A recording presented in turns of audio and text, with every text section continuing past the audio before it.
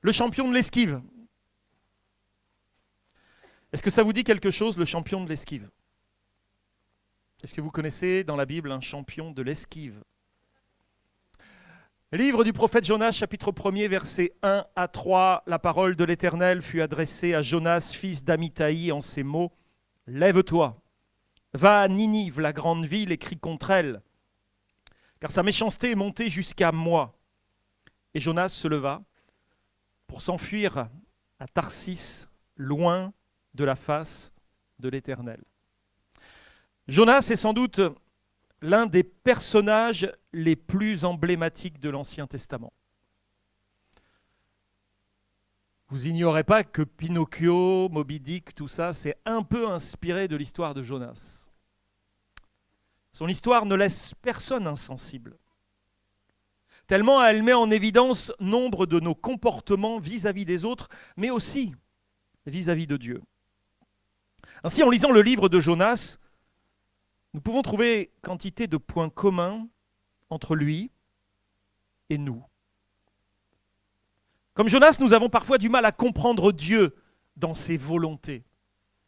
Est-ce que vous comprenez toujours la volonté de Dieu? Dans la parole, il est dit que ses voies ne sont pas nos voies. Ses pensées ne sont pas nos pensées.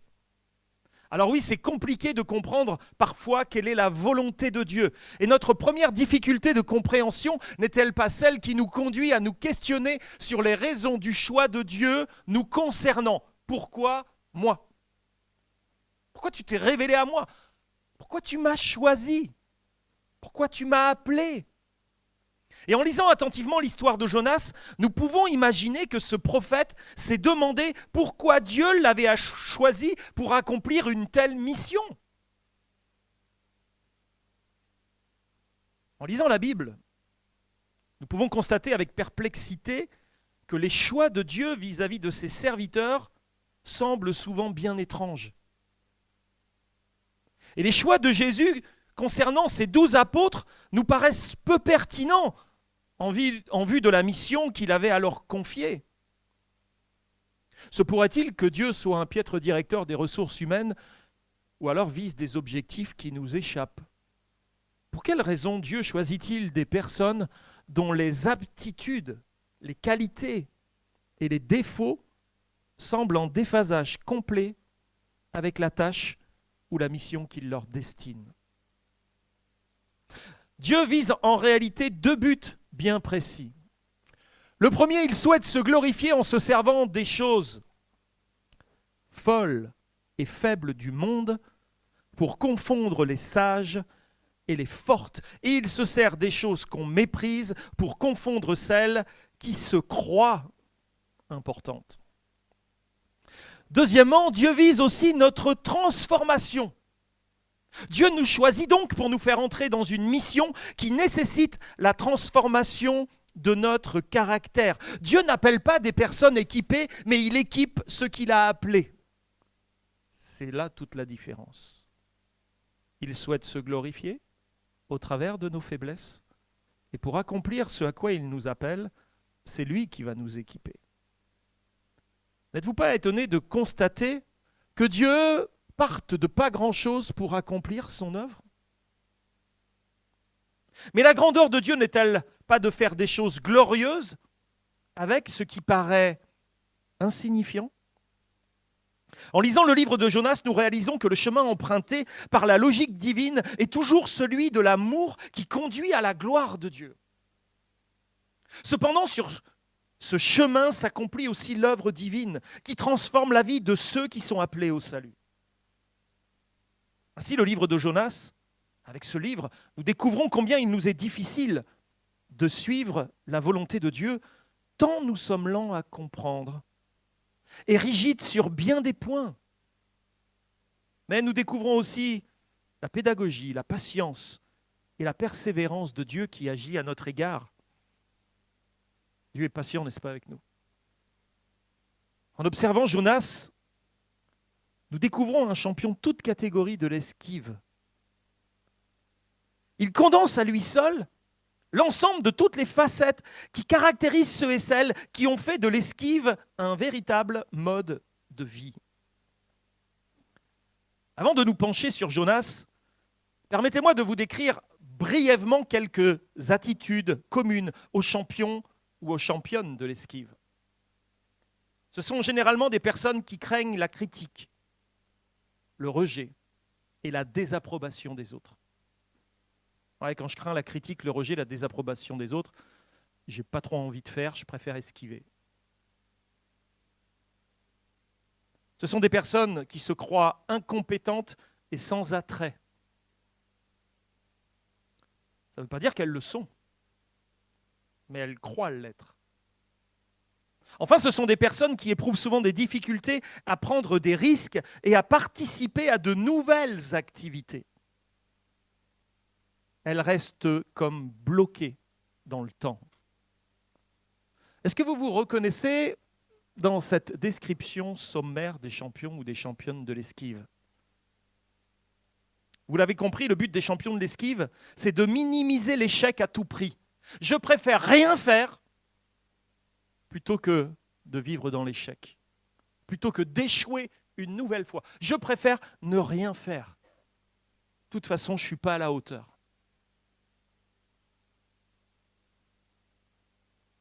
Du coup, ces personnes ont peu recours à la foi. Ben oui. La foi, ça suppose de mettre en action ce que l'on croit, d'écouter ce que Dieu nous dit et de passer aux actes. Car faire seulement ce que l'on est sûr de réussir ne ressemble en rien à de la foi. C'est une volonté de contrôle basée sur la peur de l'échec et du discrédit qui cache souvent quoi? C'est dur à entendre, mais de l'orgueil. Tout commence par une parole qui nous percute. Tout commence par la parole de l'Éternel qui fut adressée à Jonas. La parole de l'Éternel fut adressée à Jonas, fils d'Amithaï, en ces mots: « Lève-toi, va à Ninive, la grande ville, et crie contre elle, car sa méchanceté est montée jusqu'à moi. » N'est-ce pas formidable quand Dieu s'adresse à nous? Formidable quand Dieu nous parle. Vous n'aimez pas quand Dieu vous parle? C'est formidable quand Dieu s'adresse à nous. Ne sommes-nous pas réunis ce matin dans ce but pour que Dieu nous parle?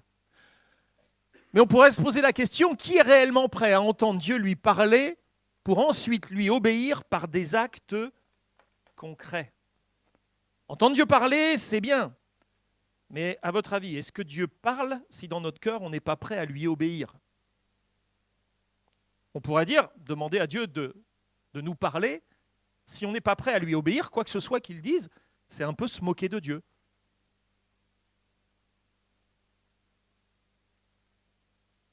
Qui est prêt ce matin à entendre Dieu lui parler pour ensuite lui obéir par des actes concrets? Vous savez ce que veut dire le nom de Jonas? Le nom de Jonas signifie colombe.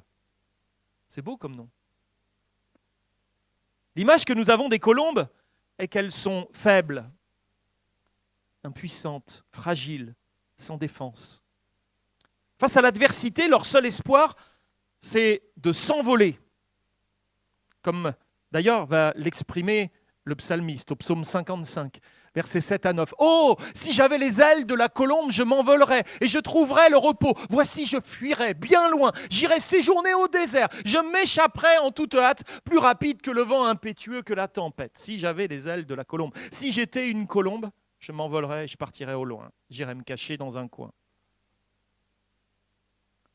Le problème de Jonas, c'est qu'il se considérait comme une personne impuissante, sans défense et accablée par la vie. Le regard qu'il avait de lui-même mettait une entrave à tout ce que Dieu voulait accomplir à travers lui. Le regard de Jonas était trop fixé sur Jonas, sur lui-même et ses circonstances, et peu sur Dieu et sa volonté. Jonas était fils d'Amithaï. Et Amithaï, ça signifie fidèle, juste, sûr et véridique. Formidable, non, d'être le fils de celui qui s'appelle fidèle, juste, sûr et véridique. Le nom du père de Jonas n'est certes pas anodin. Vous savez que dans la Bible, les noms ont des significations et que c'est important de regarder la signification des noms. Et ce nom n'est pas anodin. En effet, comment l'enfant de celui qui est fidèle, juste, sûr et véridique peut-il incarner en étant adulte ce serviteur réticent, désobéissant, infidèle à Dieu et si peu sûr? Là, on pourrait dire que tel fils, tel père, ça ne marche pas. Comment un enfant, fils d'un tel homme, peut en être arrivé à ce qu'il est? Et pour comprendre cette réalité, il faut voir Jonas en lien direct avec les Israélites qu'il incarne ou représente dans ce livre. Il est prophète de l'Éternel et en tant que prophète de l'Éternel, il est au sommet de la spiritualité d'Israël. Et donc il engage, par son témoignage dans ce livre, tout le peuple avec lui. Il faut donc voir Jonas en lien direct avec tout le peuple d'Israël qu'il incarne ou représente dans ce livre. En effet, comme Jonas, nous sommes parfois étonnés de voir combien le peuple de Dieu, lui aussi, est réticent, désobéissant, infidèle à Dieu. Reparcourez l'histoire d'Israël et regardez si ce peuple n'a pas été réticent, si ce peuple n'a pas été désobéissant, si ce peuple n'a pas été infidèle à Dieu. Un peuple dont Dieu lui parle, un peuple à qui Dieu s'adresse, un peuple qui doit être le porte-parole de Dieu pour les nations, un peuple de prophètes pour Dieu, un peuple de sacrificateurs pour Dieu et pour les nations. Au-delà de son contexte historique, cette histoire est donc aussi là pour nous questionner personnellement. Ainsi, on pourrait se dire, mais quelle est la part de nos réticences et de nos désobéissances et de notre infidélité à Dieu dans nos vies? À qui pouvons-nous attribuer en dehors de nous-mêmes tous ces comportements indignes des enfants de Dieu? Avec Jonas, nous découvrons un homme qui fait tout pour éviter de répondre à l'ordre divin. Il esquive la volonté de Dieu. Et qui, lorsqu'il se rendra finalement à Ninive, il le fera à contre-cœur. On pourrait se dire, mais et c'est triste, n'y a-t-il pas parfois des points communs entre nous et Jonas? Ne voulons-nous pas parfois éviter la volonté de Dieu ou ne la faisons-nous pas quelquefois sans y mettre tout notre cœur? On l'a fait, mais à contre-cœur. Et Jonas nous questionne et fait ressortir le plus méprisable de nos vies. Quand parfois, face à Dieu, nous agissons de la pire des façons. Nous devons reconnaître que la chair veut toujours aller quand Dieu le défend et ne pas aller quand Dieu l'envoie. Curieux. On veut aller là où Dieu nous dit « il ne faut pas y aller » et on ne veut pas aller quand Dieu nous dit « vas-y ». En réalité, on ne sait pas grand-chose de la vie de Jonas, de son arrière-plan familial ou du contexte dans lequel il a grandi. Mais nous comprenons que l'image qu'il avait de lui-même n'était pas bonne. Seulement si Dieu l'avait appelé à être son prophète, c'est bien parce qu'il avait un plan particulier qu'il était censé accomplir à travers sa vie. Mais ce qui entravait Jonas, c'est qu'il regardait à son propre potentiel plutôt que de le chercher en Dieu. Dieu voyait certainement quelque chose que Jonas ne voyait pas. Et je pourrais te poser la question, est-ce que quand Dieu te regarde, quand Dieu nous regarde, voit-il des choses que nous ne voyons pas? Quand nous sommes dans la même disposition que Jonas, nous voyons les défis de la vie et encore plus ceux de Dieu comme écrasants. Nous ne surdimensionnons pas forcément les circonstances, mais nous pouvons avoir cette tendance récurrente à nous diminuer face à elles et à mépriser la présence de Dieu qui pourtant est là avec nous. Rappelez-vous l'histoire de Moïse. Quand Dieu l'appelle pour délivrer le peuple, il va chercher des excuses. Mais je ne peux pas parler, moi j'ai la langue embarrassée. Il cherchait à esquiver. Lève-toi, va à Ninive. Jonas, chapitre 1er, verset 2. Lève-toi, va à Ninive, la grande ville, et crie contre elle, car sa méchanceté est montée jusqu'à moi. Au sujet des prophètes, Léonard Ravenil a écrit « Le prophète vient remettre de l'ordre dans ce qui a été renversé. Son travail est d'exhorter les pécheurs à se tourner vers la bonne voie. Il est impopulaire car il s'oppose à la morale et à la spiritualité populaire. » Le prophète n'est jamais populaire. Quand vous voyez aujourd'hui certains prophètes qui sont tellement populaires, posez-vous la question, sont-ils vraiment des prophètes ? Le prophète s'oppose à la morale et à la spiritualité populaire. Il est à contretemps et à contresens. Voilà ce qu'est le prophète de Dieu et à quel moment il parle. Dans des temps où le peuple est au plus mal, il est là pour redresser, remettre de l'ordre. Alors on pourrait dire, il n'est pas facile d'être un prophète de l'Éternel. Surtout quand on sait que prophétiser, c'était risquer de se faire lapider à un moment donné. Compliqué. Les prophètes n'étaient pas toujours les bienvenus. Et regardez ce qui est arrivé à Jérémie, qui a été mis dans un puits. Regardez le sort qu'on a réservé aux prophètes. Regardez l'épisode d'Élie, combien il a été lui aussi persécuté. Il n'est pas facile d'être un prophète de l'Éternel. Parler de la part de Dieu n'est pas facile. Aussi Jonas fut appelé à se rendre à Ninive, la capitale détestée de la Syrie. Les Juifs n'aimaient pas les Assyriens. C'était leur ennemi juré. Cette ville païenne représentait un grand pouvoir de cette époque, empreint de cruauté légendaire. Les Assyriens étaient un peuple vraiment, vraiment cruel. Ils prenaient un plaisir à torturer, à mutiler leurs ennemis avant de les achever. Qui n'aurait pas esquivé une telle mission va à Ninive, crie contre elle. T'as dû te tromper. Ou alors c'est pas Ninive, ou alors c'est pas moi.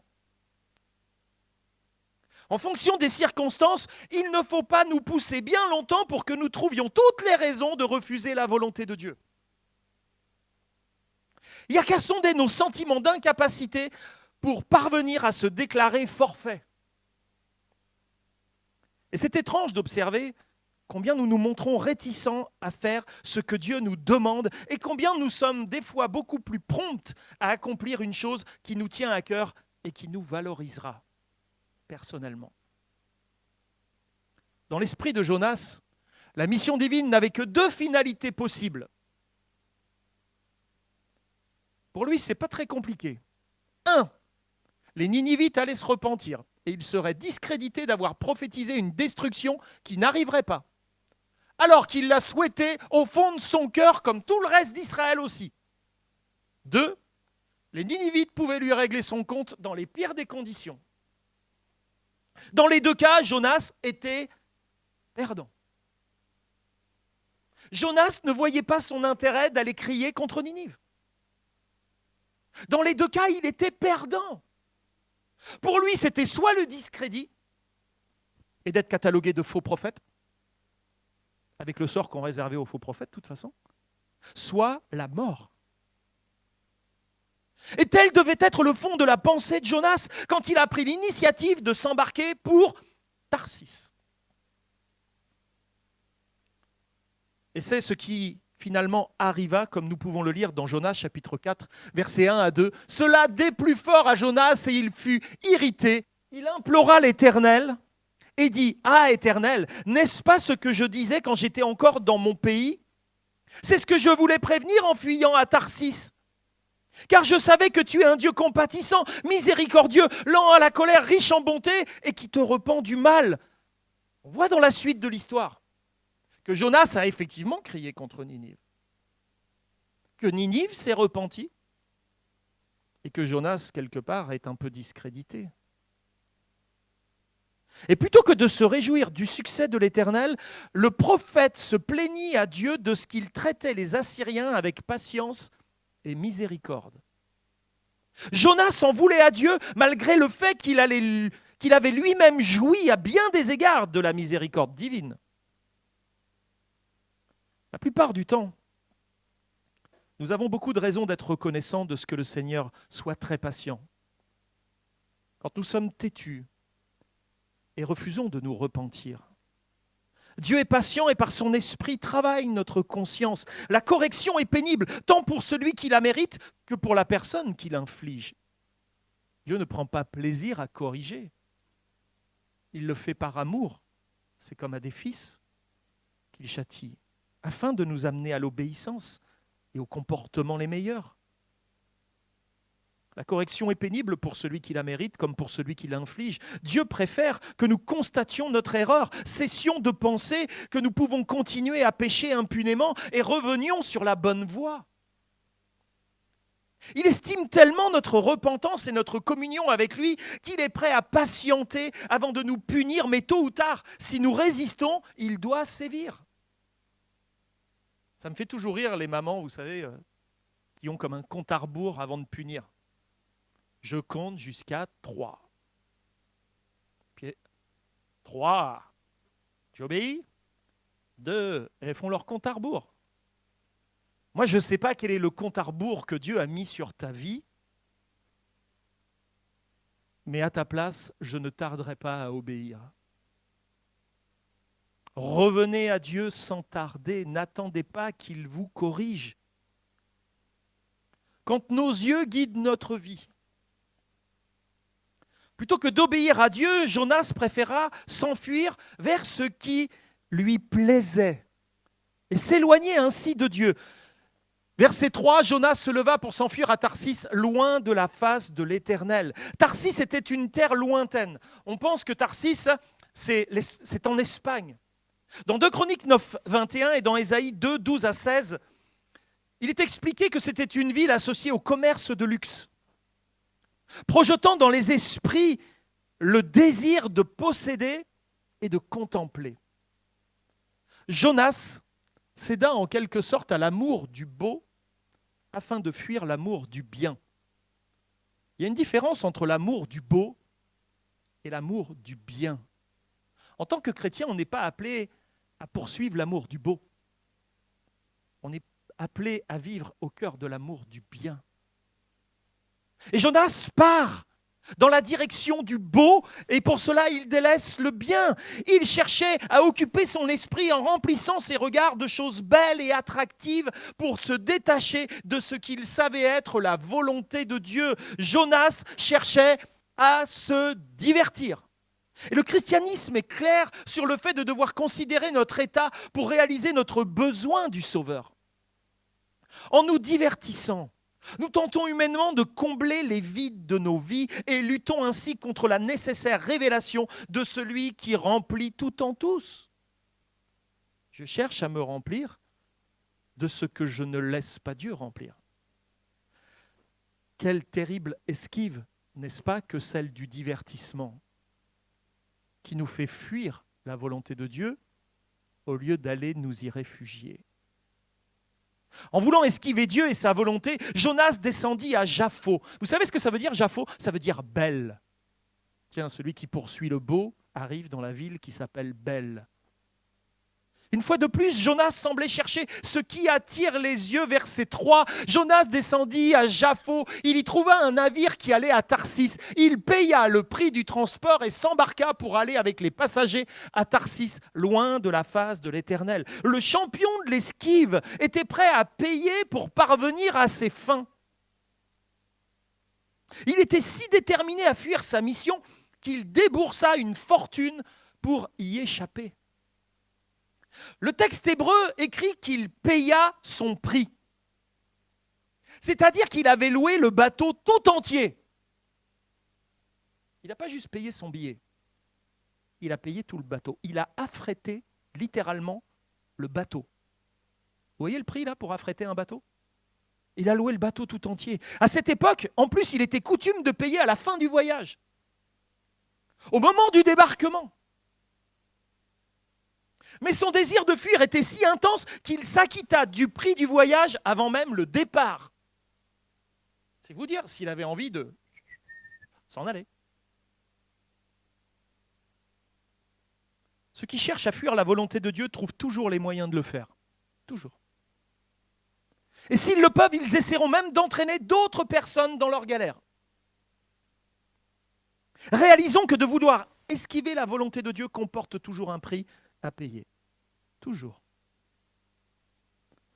Alors vouloir vivre en surface nous entraîne évidemment dans les profondeurs. La suite de cette histoire nous montre que le fait d'esquiver Dieu nous conduit tôt ou tard à être submergés par les problèmes générés par une tentative d'échapper à Dieu et à nos peurs. Jonas, chapitre 1er, versets 4 à 5, l'Éternel fit souffler sur la mer un vent impétueux et il s'éleva sur la mer une grande tempête. Le navire menaçait de faire naufrage. Les mariniers eurent peur, eux qui étaient pourtant habitués à prendre la mer. Ils implorèrent chacun leur Dieu, ils étaient païens. Et ils jetèrent dans la mer les objets qui étaient sur le navire, afin de le rendre plus léger. Jonas descendit au fond du navire, se coucha et s'endormit profondément. Remarquez que bien que la tempête mit la vie de Jonas en danger, il dormait, essayant d'ignorer ses problèmes. La fuite dans le sommeil peut être aussi une belle esquive. Et ce n'est pas pour rien que l'on prescrit des cures de sommeil aux personnes dépressives. Non ? Jonas ne fuyait pas seulement Dieu. Il s'efforçait aussi de fuir tous les problèmes qui découlaient de sa volonté d'esquiver Dieu. Cependant, Jonas fut réveillé par le pilote du navire. Verset 6, le pilote s'approcha de lui et lui dit « Pourquoi dors-tu ? Lève-toi, invoque ton Dieu, peut-être voudra-t-il penser à nous et nous ne périrons pas. » Vous remarquez ? Les païens invoquent leur Dieu et le prophète de Dieu dort. C'est le monde à l'envers. Les païens invoquent leur Dieu, leur faux Dieu, et le prophète de Dieu, lui, il dort. Il prend soin de sa chair. Il y en a d'autres qui ont dormi, vous savez, au moment le plus difficile. Vous voyez de qui je veux parler ? Ils étaient dans un jardin, et pendant que leur maître priait, dans un moment ô combien lourd, ils dormaient. Lève-toi, invoque ton Dieu, peut-être voudra-t-il penser à nous.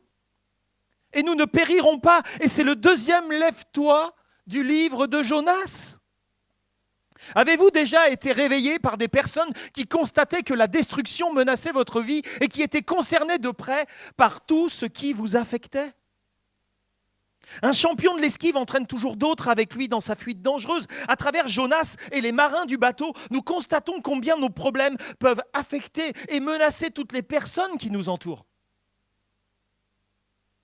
Pourtant, le champion de l'esquive tarda à expliquer aux marins la véritable raison qui entraînait cette tempête, parce que lui le savait. Il savait pourquoi la tempête. Il n'ignorait pas les choses. Versets 7 à 11, et ils se dirent l'un à l'autre, venez, tirons au sort pour savoir qui nous attire ce malheur. Eux ne savaient pas, ils tirèrent au sort et le sort tomba sur Jonas.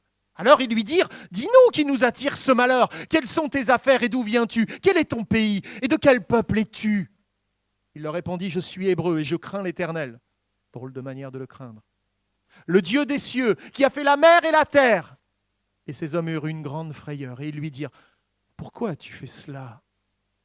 Car ces hommes savaient qu'ils fuyaient loin de la face de l'Éternel parce qu'il le leur avait déclaré. Ils lui dirent, que ferons-nous pour que la mer se calme envers nous ? Car la mer était de plus en plus orageuse.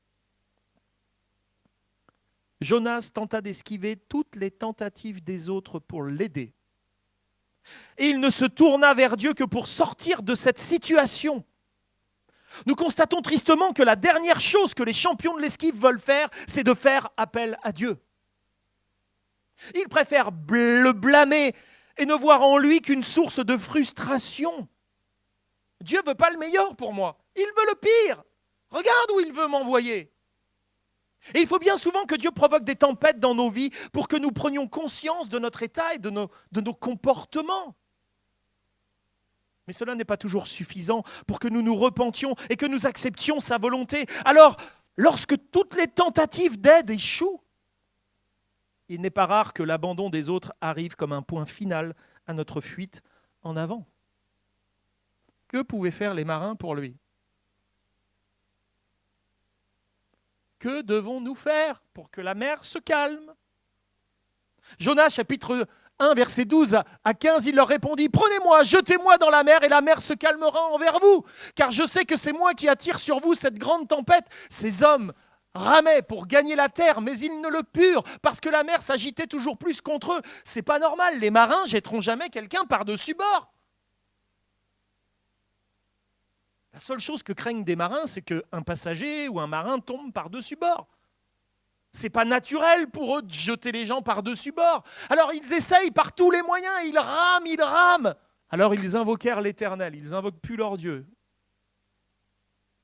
Ils invoquent le Dieu de Jonas. Et dire ô Éternel, ne nous fais pas périr à cause de la vie de cet homme et ne nous charge pas du sang innocent, car toi, Éternel, tu fais ce que tu veux. Puis ils prirent Jonas et le jetèrent dans la mer, et la fureur de la mer s'apaisa. Ainsi, lorsque les marins furent finalement forcés de jeter Jonas par-dessus bord, de l'abandonner au beau milieu de la mer, cette dernière redevint calme. Les champions de l'esquive s'attendent souvent à ce que les autres fassent pour eux ce qu'ils sont pourtant capables de faire, mais qu'ils craignent de faire. Ils en craignent les résultats. Un tel besoin des autres, motivé par la peur, entraîne des dysfonctionnements et des rejets porteurs de blessures supplémentaires. Certes, Jonas s'était montré désobéissant en refusant de porter le message que Dieu voulait apporter aux habitants de Ninive. Mais regardons comment Dieu réagit face à la désobéissance de Jonas. A-t-il mis fin définitivement à son service en noyant son prophète dans la mer ? Nous lisons dans Jonas 3:1, après l'épisode du grand poisson qui va avaler Jonas, un poisson que Dieu a fait venir. La parole de l'Éternel fut adressée à Jonas une seconde fois. Dieu est donc prêt à relever tous les Jonas de leur désobéissance et leur accorder une nouvelle occasion de le servir. Et nous voyons cette même attitude en Jésus à l'égard de l'apôtre Pierre, qu'on appelait comment déjà l'apôtre Pierre ? Simon, fils de Jonas. Son père aussi s'appelait Jonas. Oh, évidemment, il y a un petit rapport à faire entre Pierre qui renie et que Jésus va relever et réhabiliter et le fameux prophète Jonas de l'Ancien Testament. Nous voyons donc cette même attitude en Jésus à l'égard de l'apôtre Pierre qui avait misérablement failli en reniant le Seigneur et pour autant le Seigneur le rétablit et se servit à nouveau de lui. Notre Dieu est plein de grâce, de pardon et d'amour. Alors on en arrive à finaliser les réglages. Jonas était tellement en colère contre Dieu parce qu'il va aller crier contre Ninive. Et Ninive va se repentir. Et Jonas était tellement en colère contre Dieu qu'il n'avait pas détruit Ninive lorsque son peuple s'était repenti. Jonas a considéré cette grâce comme un mauvais traitement que Dieu lui faisait subir. Et un signe montrant que Dieu devait davantage aimer les Assyriens que lui-même. Bah oui, si tu m'avais aimé, tu aurais détruit la ville. Parce que j'annonçais la destruction de la ville, moi. J'annonçais pas la repentance des Assyriens. Ils se repentent. Tu détruis pas la ville. Mais moi, je suis accusé. Et en plus, c'est nos ennemis, nous, Israël. Ils en veulent à nos vies, eux. C'est des barbares. Il en veut à Dieu d'aimer plus les Assyriens que lui-même. La logique charnelle est tellement implacable. Colin S. Smith va dire « La colère de Jonas était marquée par une préoccupation croissante pour les éléments de sa propre vie. » Il avait les yeux sur lui, le reste.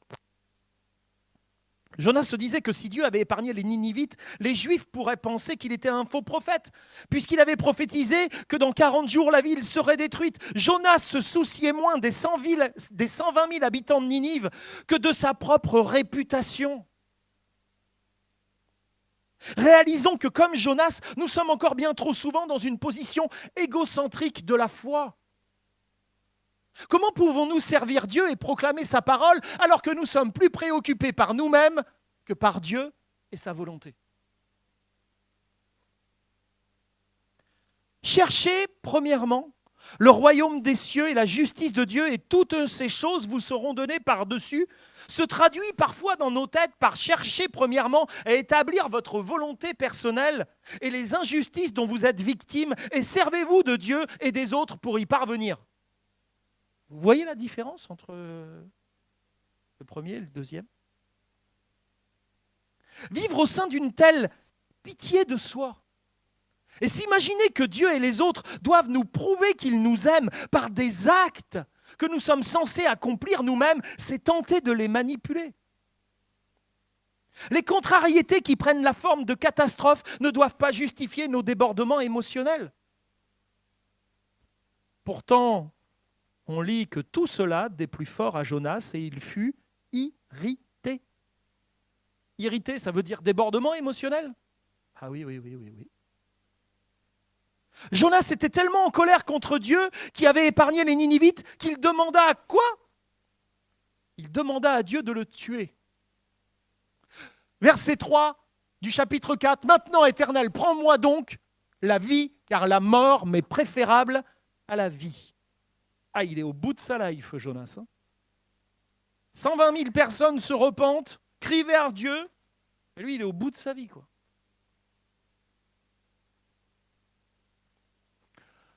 Quand Dieu s'oppose à ce que vous voulez, quand il déjoue vos plans, quand il vous bloque contre un mur, quels sont les sentiments que vous éprouvez à son égard?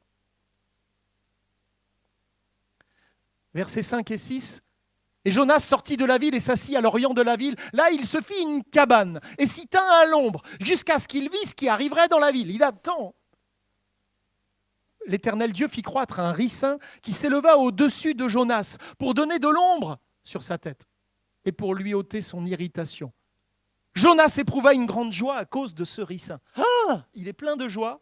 Il y a un truc qui vient de lui pousser au-dessus de la tête et qui lui fait de l'ombre. Il est content. Ce jour-là, comme le soleil tapait fort, et comme à son habitude, Jonas s'apitoya sur son sort. Dans sa bonté, Dieu fit pousser un ricin qui protégea Jonas du soleil, et cette attention lui procura une grande joie. Mais le lendemain, Dieu fit venir un ver qui piqua le ricin, qui se sécha. Versets 7 à 9, mais le lendemain, à l'aurore, Dieu fit venir un ver qui piqua le ricin, et le ricin sécha. Au lever du soleil, Dieu fit souffler un vent chaud d'Orient. Et le soleil frappa la tête de Jonas au point qu'il tomba en défaillance. Ah, il a attrapé une insolation, le prophète. Il demanda la mort, encore, et dit, la mort m'est préférable à la vie. Dieu dit à Jonas, fais-tu bien de t'irriter à cause du ricin? Il répondit, je fais bien de m'irriter jusqu'à la mort.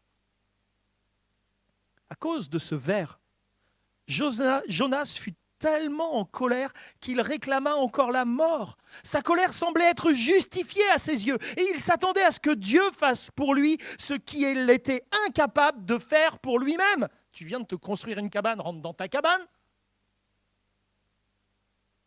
Ça nous fait penser à quoi? Rentre dans le secret de ta chambre. Prie, Jonas, rentre dans ta cabane. Il se comporta vis-à-vis de Dieu comme le ferait un jeune garçon de 15 ans qui demanderait à sa mère de lui attacher ses lacets le matin avant d'aller au lycée parce qu'il a peur de faire une erreur. T'as 15 ans, quoi, gars? Tu veux que je te fasse tes lacets? Ouais, j'ai peur de mal les faire et qu'ils se détachent dans la journée.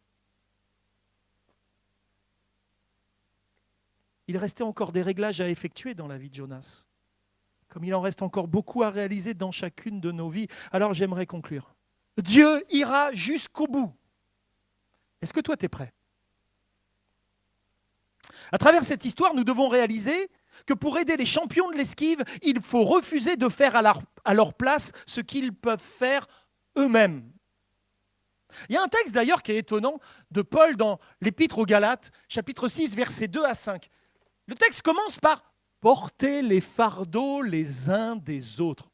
C'est génial, non? Et vous accomplirez ainsi la loi de Christ. Si quelqu'un pense être quelque chose, quoi qu'il ne soit rien, il s'abuse lui-même. Que chacun examine ses propres œuvres. Alors il aura sujet de se glorifier pour lui seul et non par rapport à autrui. Et ça se termine par quoi? Car chacun portera son propre fardeau.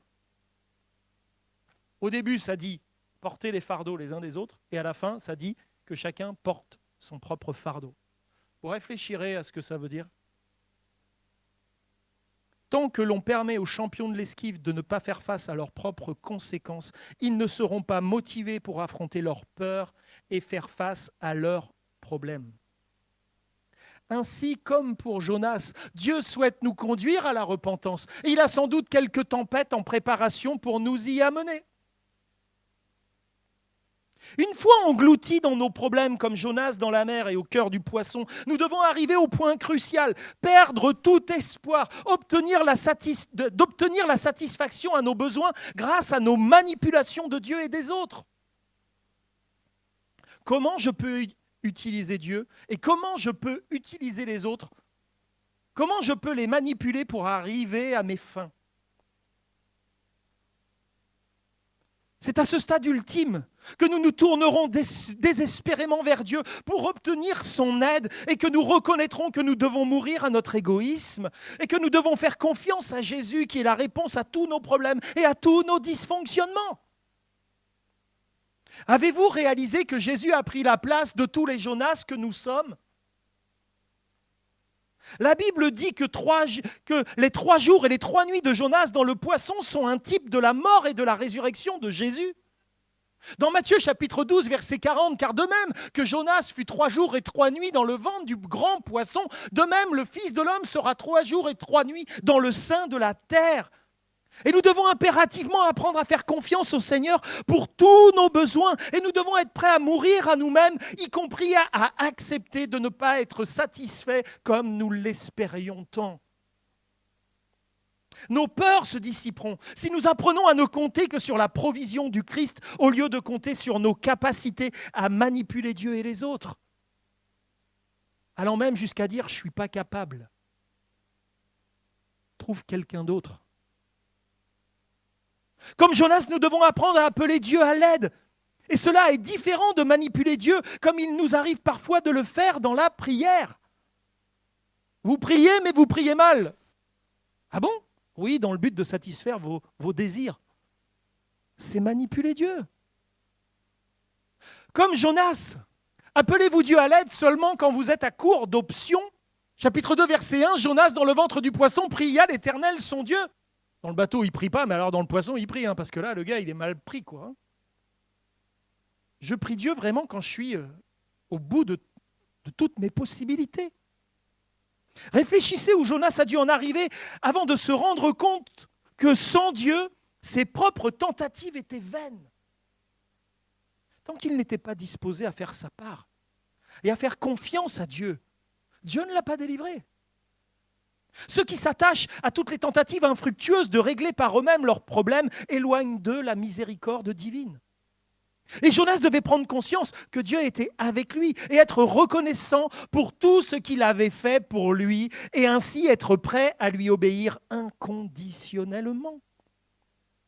À moins qu'une personne ne soit disposée à obéir et à se repentir, moi je vous le dis, Dieu ne l'aidera pas.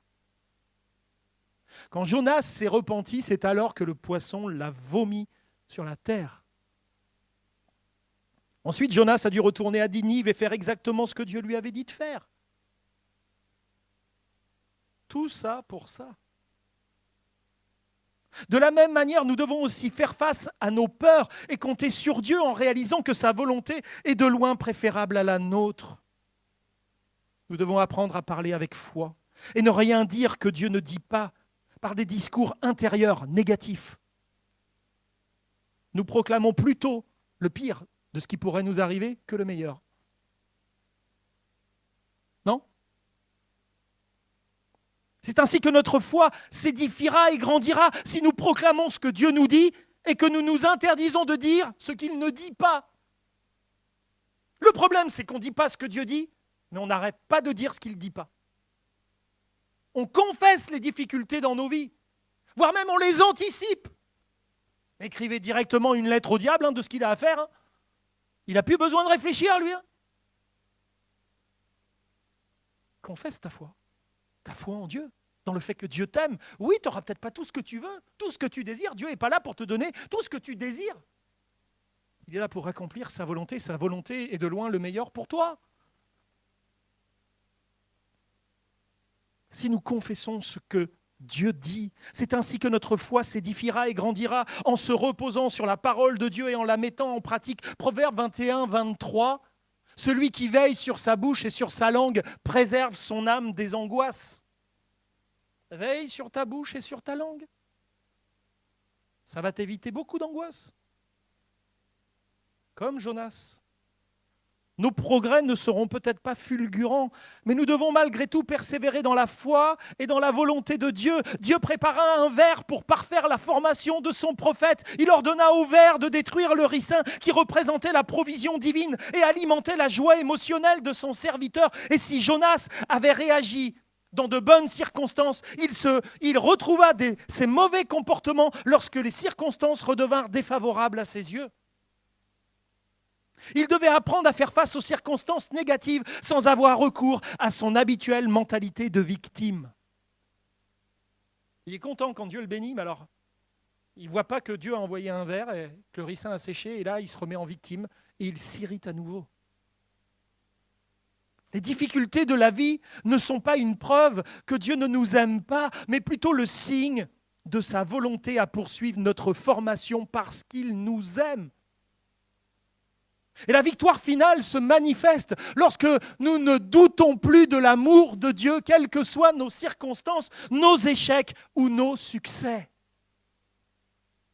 Peu importe. La vie chrétienne, ce n'est pas la recherche du succès. Il est déjà remporté le succès par Christ il y a 2000 ans à la croix. Quel succès tu veux de plus, toi? La vie chrétienne, ce n'est pas la recherche du succès, le développement personnel. La vie chrétienne, c'est de pouvoir tenir debout dans la foi malgré toutes les circonstances de la vie, que je sois dans l'abondance ou que je sois dans la disette. Il faut avoir Dieu dans son cœur pour cela. Parce que dans l'abondance, on peut abandonner Dieu et dans la disette, on peut le renier. Jonas incarne Israël en tant que prophète, je vous l'ai dit. Il représente même le summum de la spiritualité. Pourtant, le prophète fait tout ce qui est en son pouvoir pour éviter de répondre à l'ordre divin. Et lorsqu'enfin il se rend à Ninive, il le fait à contre-cœur. Car lorsque les habitants de Ninive se repentent et que Dieu renonce au châtiment, Jonas le prend très mal. On veut à Dieu d'avoir manifesté de la compassion à l'égard d'une nation qui est non seulement païenne, mais qui est aussi une puissance impériale brutale et cruelle qui ne cesse de menacer sa patrie. Pour Jonas, Israël mérite mieux que de voir Dieu pardonner ses ennemis. Mais quelle est l'intention réel de l'auteur du livre de Jonas en nous partageant cet épisode de la vie de son prophète? Dans un premier temps, il y a dans le livre de Jonas un message adressé à tout Israël, dont la vocation n'était pas celle d'un exclusivisme. On ne veut que ceux qui sont comme nous, juifs, mais d'un inclusivisme à l'égard des autres nations, tel que l'alliance faite à Abraham le stipulait. Bénédiction pour toutes les nations. Aussi, le livre de Jonas, en n'épargnant pas le prophète et ses mauvaises dispositions à l'égard des païens, vient reprendre ainsi toute la nation d'Israël à qui s'adresse le reproche final divin « Tu as pitié du ricin » qui ne t'a coûté aucune peine et que tu n'as pas fait croître, qui est né en une nuit, qui a péri en une nuit. Et moi Dieu, je n'aurai pas pitié de Ninive, la grande ville dans laquelle se trouvent plus de 120 000 hommes qui ne savent pas distinguer leur droite de leur gauche et des animaux en grand nombre. Le livre de Jonas est un vrai message adressé à Israël et à la mauvaise disposition de son cœur. Ils avaient été tellement de fois épargnés et gracés par Dieu et pourtant ils ne souhaitaient que le châtiment de leurs ennemis. Mais plus encore, si Jonas, la colombe, vivait dans la peur, un autre Jonas allait répondre à l'appel de Dieu. Et cet autre prophète, avec l'esprit de la colombe, oui, quand il fut baptisé, une colombe descenda sur sa tête. Un prophète avec l'esprit de la colombe ne chercha pas, lui, à éviter sa mission pour de viles considérations personnelles et nationales. Celui qui est bien plus grand que Jonas ne recula pas devant la volonté du Père. Il fut animé de l'esprit de la colombe et ne contourna pas l'autel de l'Holocauste. Si Jonas avait passé 3 jours dans le ventre du poisson avant de finalement obéir à Dieu, celui qui est bien plus grand que Jonas passa lui aussi 3 jours dans le sépulcre, mais pour accomplir notre salut par obéissance, afin de pardonner nos désobéissances. On ressemble bien plus au Jonas de l'Ancien Testament qu'au nouveau Jonas que Dieu a envoyé. C'est grâce à lui que le salut est venu jusqu'à nous. Ce que l'un réalisa en traînant les pieds sous contrainte, l'autre le réalisa d'une façon bien plus glorieuse et avec un impact sans commune mesure. En Christ, Dieu envoya son Fils avec le triple office de roi, sacrificateur et prophète pour accomplir et garantir la finalité de l'alliance qui avait été faite avec Abraham, en réunissant en lui toutes choses, celles qui sont dans les cieux et celles qui sont sur la terre. À Jésus soit toute la gloire. Amen. On va courber les fronts ensemble. Père Saint, nous bénissons ton nom et nous te rendons grâce pour tes bienfaits. Encore en cette matinée, nous nous tournons vers toi, toi qui es l'auteur de notre salut, et non seulement l'auteur, mais celui qui le rend effectif, celui qui l'a accompli. Tu en es aussi la garantie et nous te bénissons ce matin d'être celui que tu es. Seigneur, si nous avions dû attendre le salut d'un homme comme Jonas, ça aurait été terrible pour nous en réalité. Et Seigneur, il t'a plu de nous envoyer quelqu'un de tellement différent. Et nous te bénissons pour qui tu es, Jésus, pour ce que tu as accompli au bénéfice de nos vies. Oui, nous pouvons nous reconnaître en bien des points avec Jonas, dans nos comportements, dans nos attitudes, dans nos dysfonctionnements, dans toutes nos rigidités, dans tout ce qui nous bloque, dans tout ce qui nous entrave, dans toutes les excuses que l'on se cherche et que l'on se trouve, dans tout ce qui nous empêche finalement d'être et de faire ce que Dieu attend de nous. Nous sommes plus prompts à vouloir la colère de Dieu que son pardon sur les autres, alors que quotidiennement nous vivons au cœur de son pardon. Nous nous indignons contre les injustices. Nous appelons le jugement de Dieu plus que son pardon. Seigneur, pardonne-nous d'avoir parfois tellement l'esprit de Jonas et si peu l'esprit du Christ. Aide-nous à comprendre l'étendue et la profondeur de cette alliance que tu as faite et réalisée pleinement. Tu en as accompli toutes les parts et si nous sommes à l'intérieur de l'alliance, ce n'est pas de notre fait. Nous étions de ceux qui fuient loin de la volonté de Dieu. Mais il t'a plu de nous ramener à toi, Seigneur, et de nous amener à connaître qui tu es et à poser sur nos vies le salut. Et nous te bénissons pour cela, Jésus, que ton nom soit glorifié en cette journée. Pardonne-nous d'être encore parfois des champions de l'esquive, des championnes de l'esquive. Aide-nous à être comme Christ, à dire « Me voici, envoie-moi ». Je ne veux plus esquiver. Je ne veux plus prendre de chemin de travers, être aux prises de mes émotions, de mes sentiments, de m'indigner, de me révolter. Aide-moi à être comme Christ. Aide-moi à être comme Jésus, un fils et une fille du Père, à sa ressemblance. Qu'à Jésus soit toute gloire. Amen.